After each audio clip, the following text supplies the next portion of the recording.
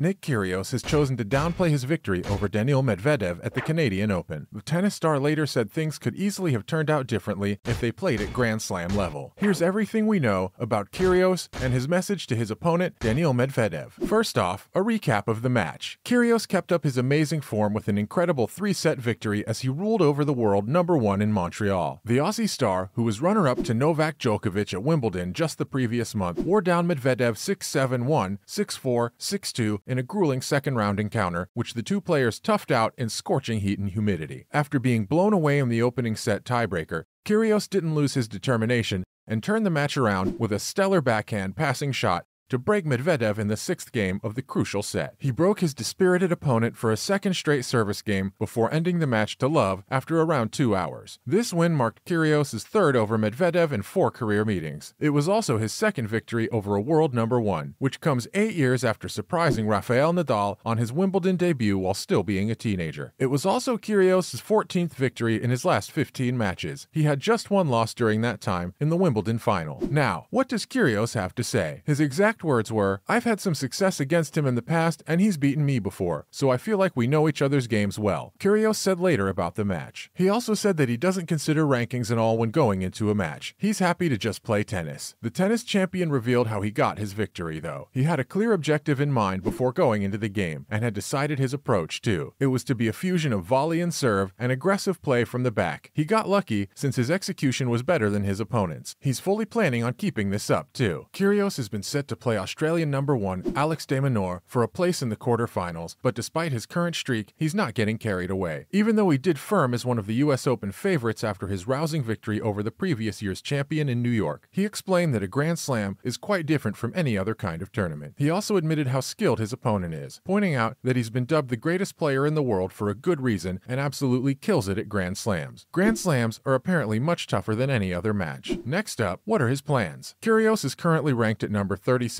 because Wimbledon was stripped of ranking points. It means the champion can't be assured of bagging a top 32 seeding for the US Open, which is starting on August 29. The tennis star talked about it and revealed that at the moment he's pretty confident in his body and mentality while heading to the US Open. But there's some time before it begins. Who knows if things will stay the same by then. He knows that he's going to have to focus and give it everything he's got before Cincinnati. There's a lot happening and he's trying not to think about the US Open right now. He needs to train and keep himself in tip-top shape if he's to keep winning. De Minaur set up a first-time meeting with Kyrgios with a 7-6, 7-4, 7-5 second-round win over Bulgarian Grigor Dimitrov, the 15th seed. Now, why was Kyrgios angry at fans? The Aussie tennis star rushed to the defense of Medvedev, slamming disgusting people in the audience for not displaying any respect to the world #1 after they began chanting "loser" at him. Straight off his 7-6, 4-6, 2-6 loss against Kyrgios at the Canadian Open, Medvedev was on his way out from the venue when several fans shouted taunts at him. Jesus, some people really have no manners. The 26-year-old Russian was super unimpressed by their behavior. He even turned around to confront one of the louder ones and had a heated discussion while flanked by security. A Medvedev fan account on social media condemned this behavior and the unfair remarks. Seriously though, the guy loses one match in an otherwise impressive career and he's suddenly a loser? Wasn't he just world #1 before this? Someone wrote on Twitter that fans can be really awful. It was a tough battle on the court. You win some, you lose some. Others even pointed out how it's easy to criticize others without going out there and achieving something on your own. They have a point. We'd like to see the fans who called him loser take him on in a match and see how well they fare. They'd probably get owned. This was strongly supported by Kyrgios, the guy who'd just beaten him and taken his title. It's good to see such a genuine display of true sportsmanship. Some fans thanked him for saying this because someone had to, and who better than the guy who won the match? Finally, is it actually unfair? There were others who pointed out the obvious hypocrisy of calling out the disrespect from the fans when both players have been known to partake in some rowdy behavior themselves. This includes being rude to umpires and spectators during angry outbursts while playing. The hot-headed pair has gotten their fair share of controversy over their careers, for reasons which include not only being awful to umpires, but also chastising ball kids and spitting at fans. Well, they're definitely not #1 when it comes to behavior. Medvedev was loudly booed by audiences at the Australian Open not too long ago after conflicts with umpires. He also went on a huge rant directed at the ball kids, which audiences didn't take kindly to. Kyrgios is sort of pulled it together lately, but he's also stacked up $800,000 in fines throughout his career, not to mention another $14,500 at Wimbledon. He spat in the direction of a spectator. He's a real gentleman. Other related news. First off, what does Medvedev think of Djokovic's ban? Danii Medvedev has taken back his previous comments on Novak Djokovic's possible ban from the US Open, now saying that he would like to see the Serb participate. This is the second time within a week that the reigning champion has publicly announced his support for the world number 6. He explained that Rafael Nadal was also set to be a part of the season he wanted Djokovic at in the US Open. The unvaccinated tennis star is running out of time to find out whether or not he'll be able to compete at the upcoming US Open. We now have a mere 2 weeks left before the final Grand Slam of 2022 kicks off, and as you know, unvaccinated travelers are prohibited from entering the country, which would force the tennis legend to sit this one out, unless rules changed. News of his possible ban has led to controversy, with American politicians entering the debate. Regardless of whether it's right or wrong, the world number 1 has been one of the players most vocal in his desire to have Djokovic in Flushing Meadows. But he didn't really give any solid reasoning for why he should be allowed to play, just saying that if it was up to him, he'd make an exception. Well, he's definitely not the only one. There's got to be millions of fans who want to see Djokovic compete, but rules are rules. There'd definitely be an outcry if he was exempt. Finally, it's time to bid farewell to Serena Williams. Tennis fans have been excited to watch Williams' send-off at the US Open. This is probably why ticket sales saw a sudden surge around her retirement announcement. The 40-year-old tennis star recently confirmed her plan to retire from tennis after this year's final Grand Slam. Flushing Meadows was where in 1999 Williams won the first of her 23 major trophies. New York was also where she made her most recent appearance in a Grand Slam decider, losing the 2019 US Open final her match with Canada's Bianca Andreescu. The 2022 edition of the tournament was going to get added interest after everyone found out it was to be Williams' final competitive appearance. But the insane rise in ticket demand has surpassed all expectations. StubHub spokesman Adam Badelli revealed that they usually expect a demand spike when someone announces retirement, and this is one of the all-time greatest in the sport. Sometime after the announcement, she broke down in tears while giving a heartfelt goodbye to Toronto after crashing out of the Canadian Open. Of course,